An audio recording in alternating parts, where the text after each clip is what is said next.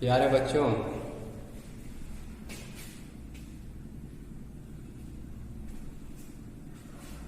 आज मैं आपको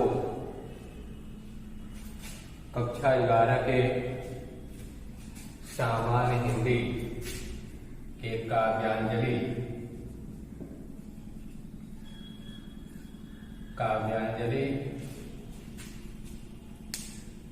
का पहला अध्याय साखी, जो कबीरदास जी की रचना है, उसे हम पढ़ाने जा रहे हैं। कल हमने आपको कबीरदास जी के जीवनी के बारे में बताया। कबीरदास जी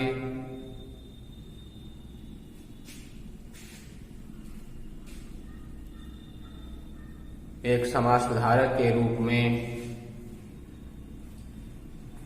इस लोक में रहकर लोगों को सुधारने का कार्य किया और समाज के अंदर जितनी भी बुराइयां थीं, जितने भी अवगुण थे, उन अवगुणों को देख करके उन्होंने अपने मुंह से दोहा बनाते गए और उनके शिष्यों ने उनके द्वारा बनाए गए दोहों को लिखते गए। तो यह जो दिखाई दे रहा है आपके सामने, यह दोहा है। दोहा जैसा कि व्याकरण के अंतर्गत दोहा पढ़ाया गया, उसमें बताया गया था कि दोहे में 4 चरण होते हैं। पहले और तीसरे चरण में 13-13 मात्राएं तथा दूसरे और चौथे चरण में 11-11 मात्राएं होती हैं। तो यहाँ पर जो छंद लिखा गया है वह दोहा छंद है। कवि ने यह पहला जो दोहा की रचना किया है, लिखे हैं कि बलिहारी गुरु आपने द्योहाड़ी के बाद अजिन मानिस तय देवता करत न लागी बार।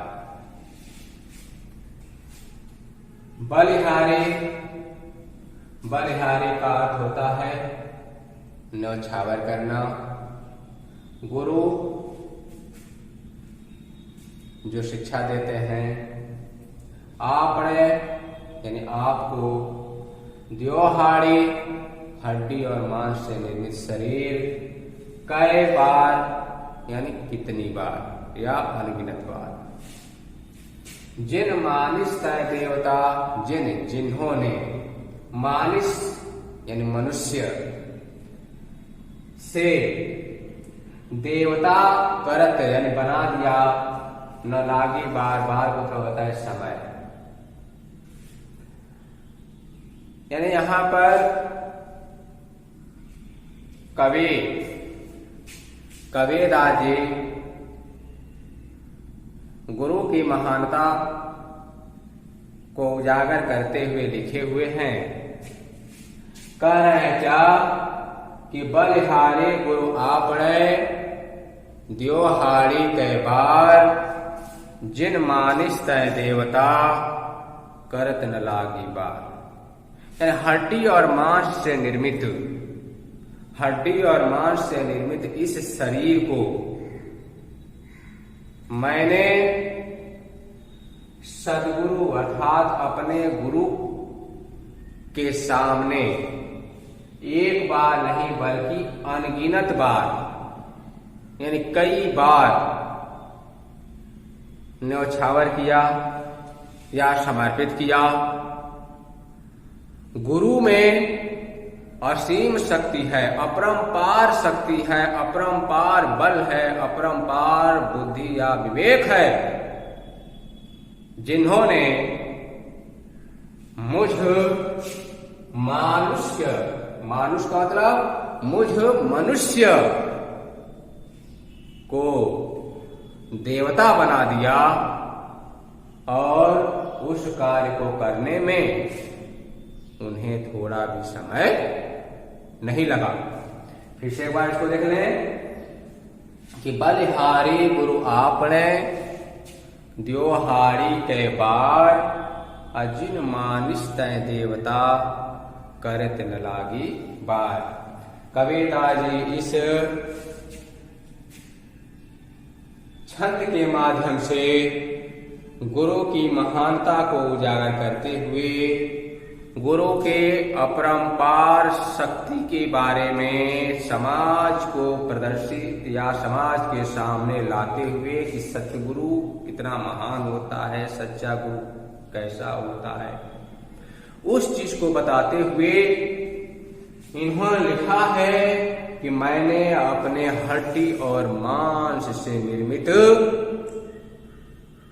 इस शरीर को गुरु के सामने एक बार नहीं बल्कि कई बार, अनगिनत बार जैसे समर्पित किया।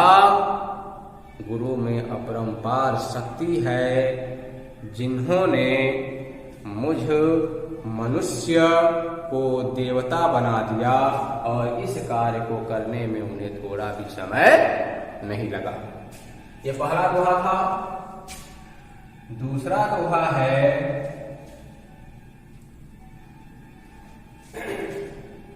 दूसरा दोहा यह है सतगुरु की महिमा अनंत। सतगुरु की महिमा अनंत। अनंत किया होगा, महिमा अनंत, अनंत किया उपकार। लोचन अनंत उघाड़िया, लोचन अनंत उघाड़िया।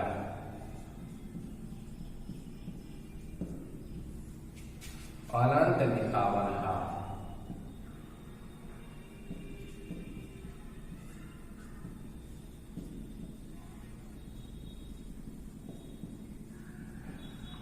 अनंत दिखावनहार। अब यहां देखिए दूसरा दोहा है कबीरदास जी के द्वारा रचित।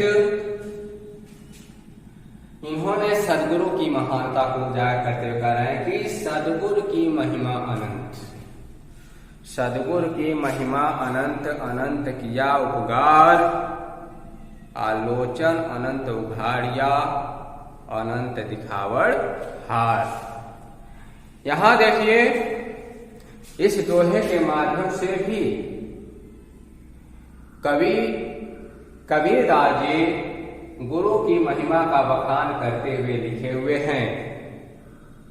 गुरु की महिमा का बखान करते हुए कबीरदास जी ने लिखा कि सतगुरु, सतगुरु का मतलब होता है सच्चा गुरु। सच्चा गुरु किसे कहते हैं इसको हम जान लें। सच्चा गुरु हम किसको कहेंगे, सदगुरु हम किसको कहेंगे। सच्चा गुरु उसे कहा जाता है जो अपने लिए नहीं जीता, दूसरों के लिए जीता है, जिसके अंदर स्वार्थ का भाव न हो करके परमार्थ का भाव होता है, उसे हम सदगुरु कहते हैं। सदगुरु कभी भी अपने शिष्य पर रुष्ट नहीं होता,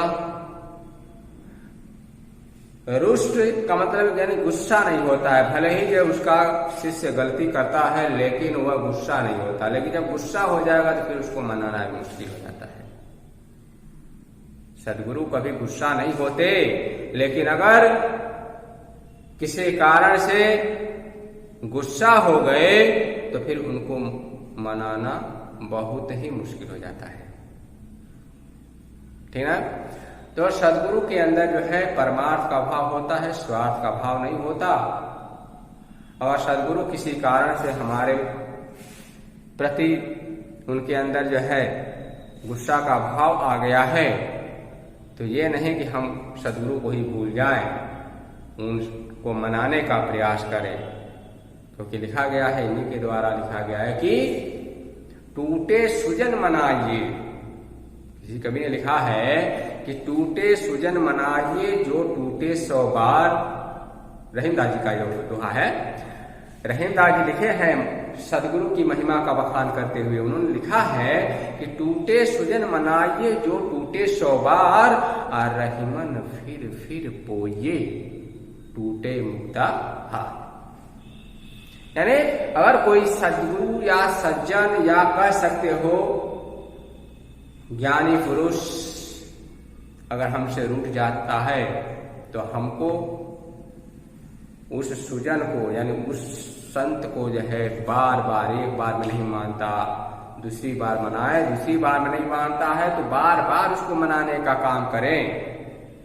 ठीक उसी प्रकार जिस प्रकार के अगर मोतियों की माला हमारी टूट जाती है तो हम उन मोतियों को फेंकते नहीं हैं, बल्कि उन मोतियों को नया धागा लेकर के बार बार गूंथ करके पहनने का कार्य करते हैं। तो सदगुरु ऐसा होता है। तो यहाँ कबीरदास जी सदगुरु की महिमा का बखान करते हुए लिखे हुए हैं कि सदगुरु की महिमा अनंत, सदगुरु की महिमा अनंत, अनंत किया उद्गार, आलोचन अनंत उघाड़िया, अनंत दिखावर हार।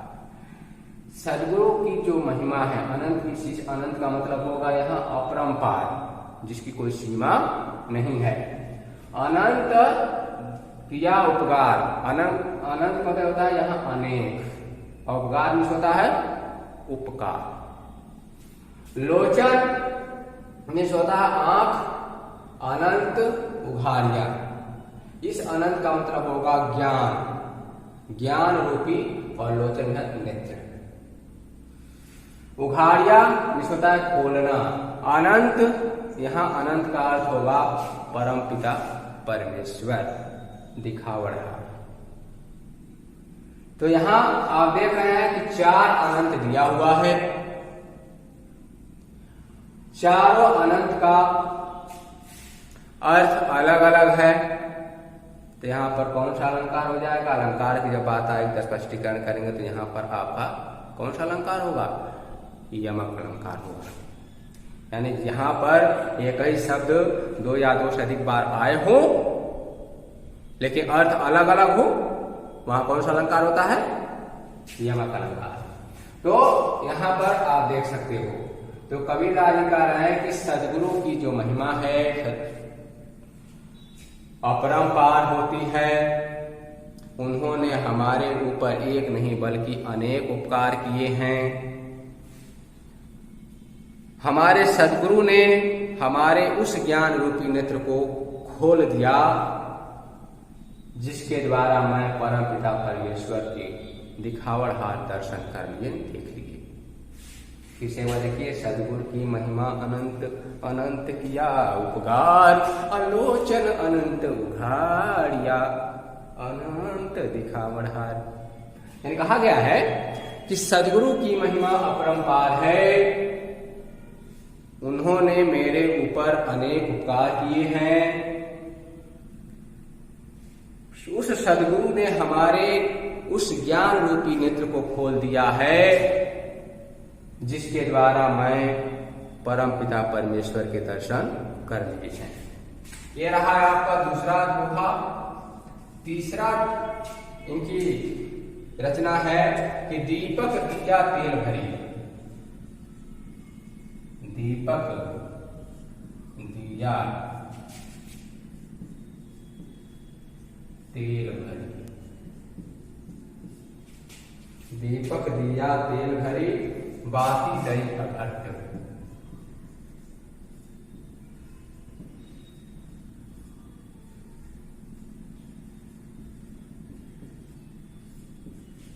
पूरा किया विषामरा।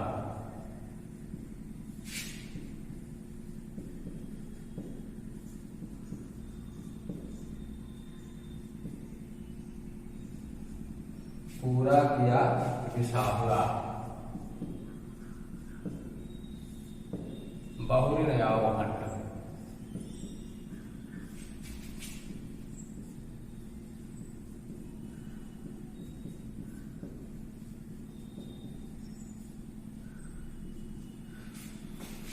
यहां देखिए तीसरा दोहा इनके द्वारा लिखा गया है। इस तीसरे दोहे में भी कबीरदास जी ने उस परमपिता परमेश्वर के गुणों का ही बखान किया है। परमपिता परमेश्वर के गुणों का बखान करते हुए कवि ने लिखा है कि दीपक दिया तेल भरी बाती दई अघट। पूरा किया विषामुरा बहुरी नयाओ हट। दीपक कुछ होता है, दीपक जो जलाया जाता है। दिया यानी देने से मतलब है तेल जो कि दीपक में डाला जाता है। भरे भरना। बाती जो दीपक के अंदर जो बत्ती डाली जाती है। दई देना। अघट जो कभी घटने वाली नहीं है। पूरा या पूरा करना। विषावड़ा भी होता है क्रय विक्रय।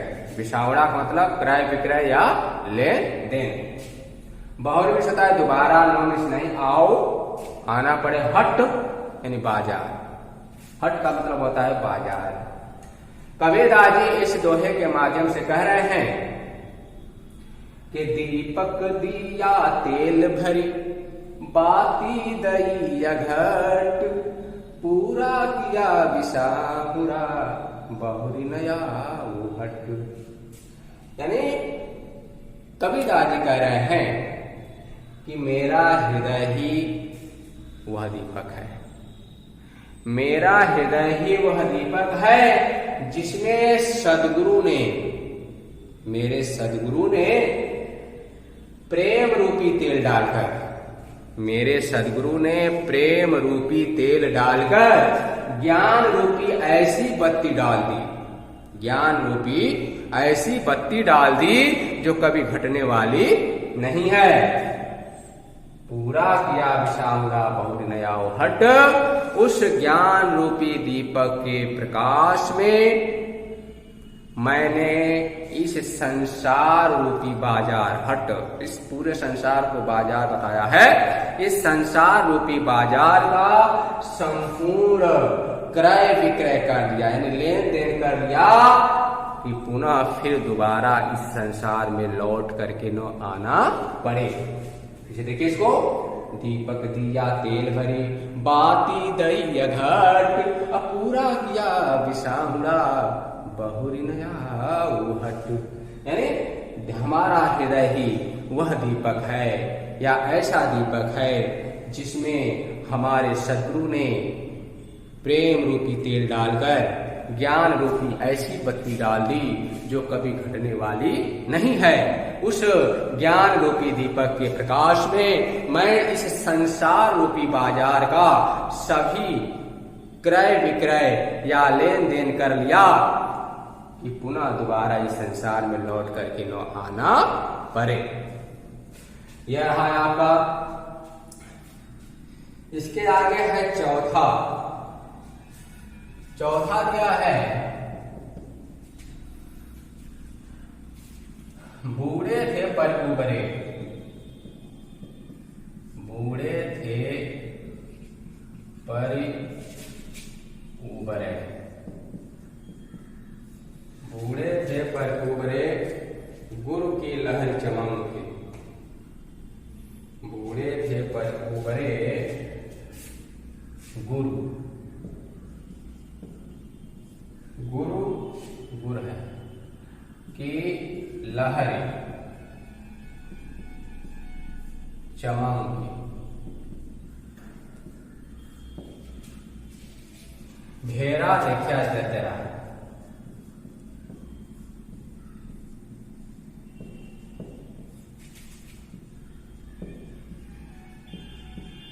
भेरा देखा जरा उतरी पड़े फरंग।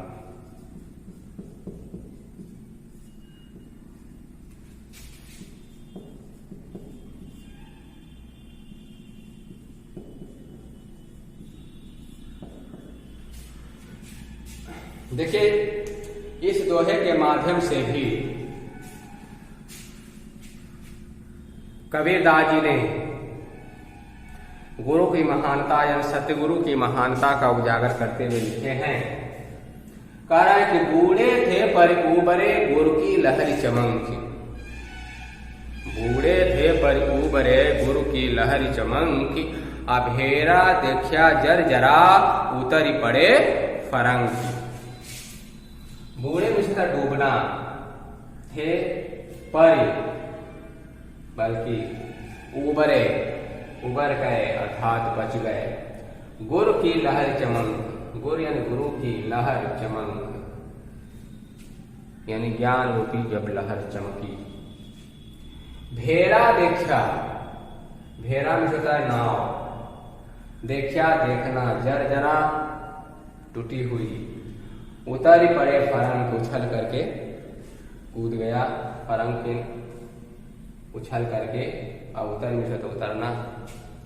तो यहाँ आप देख सकते हैं कि गुरु की महानता का उजागर करते हुए यहाँ कबीरदास ने लिखा है कि बूढ़े थे पर उबरे गुरु की लहर चमकी, अभेरा देखा जर्जरा उतरी पड़े फरंग की।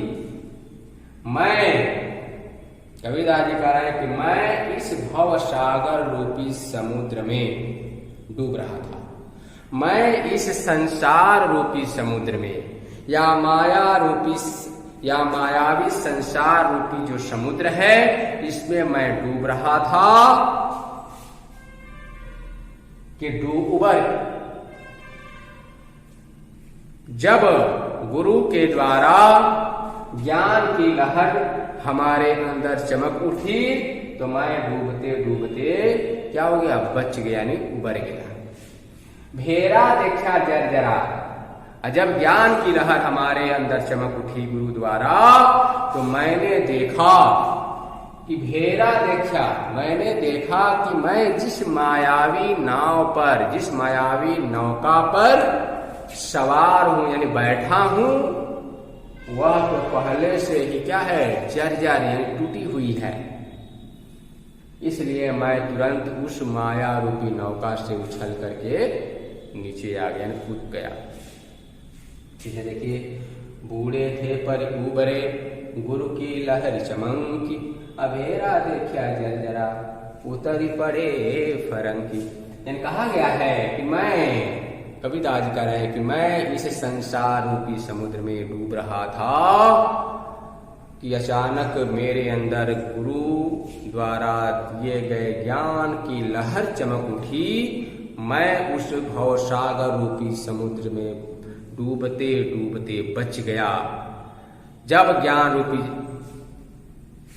लहर हमारे हृदय के अंदर चमक उठी तो मैंने देखा कि मैं जिस मायावी नौका पर सवार हूं वह तो पहले से ही टूटी हुई है, इसलिए मैं तुरंत उस पर से उछल करके बाहर आ गया, कूद पड़ा। तो ये है चार जो दोहे थे।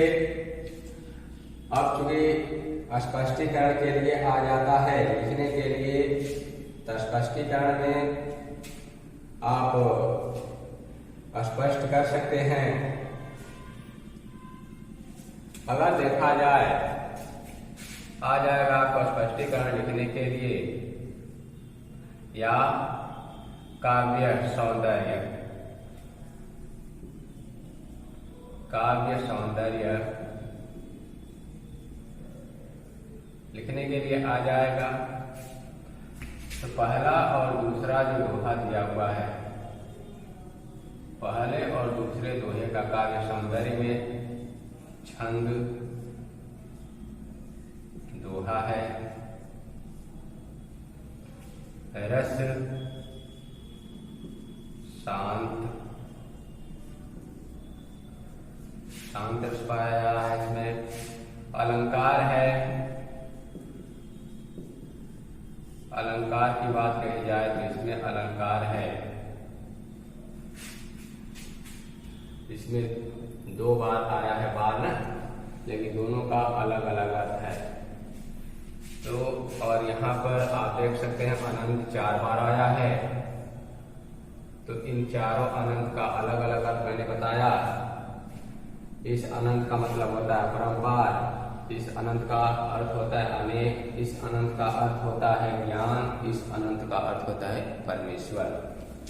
इस तरह से 4 अनंत लिखे हुए हैं, लेकिन सबका अर्थ अलग अलग है। तो यहाँ पर अलंकार हो जाएगा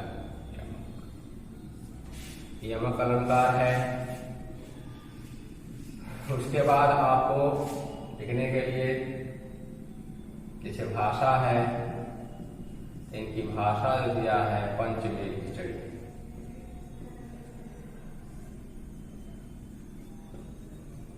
पंचमेल खिचड़ी या इसको कह सकते हैं सतुकड़ी। सतुकड़ी भाषा है। इस तरह आप इसका स्पष्टीकरण कर सकते हैं। और स्पष्टी गुण की बात है, गुण छूट गया है। गुण है प्रासाद गुण, क्योंकि आत्मा का परमात्मा से विलय कराया जाता है। उसी तरह आप काव्य सौंदर्य, काव्य सौंदर्य लिख सकते हैं तीसरा और चौथा का। काव्य सौंदर्य तीसरा और चौथे में भी आप देख सकते हैं छंद वही चीज रहेगा। छंद दोहाई है। रस शांत रस है, क्योंकि कबीरदास जी की जितने भी रचनाएं हैं सब में शांत रस ही पाया जाता है अधिकतर। अलंकार की बात कही जाए तो अलंकार में जब इसका ये देखा जाए तो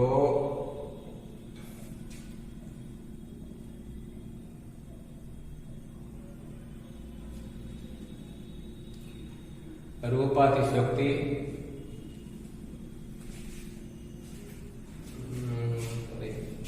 इसका जो देखा जाए तो जो है अलंकार की बात कही जा रही है ना। तो अलंकार में रूपक अतिशयोक्ति, रूपक और अतिशयोक्ति,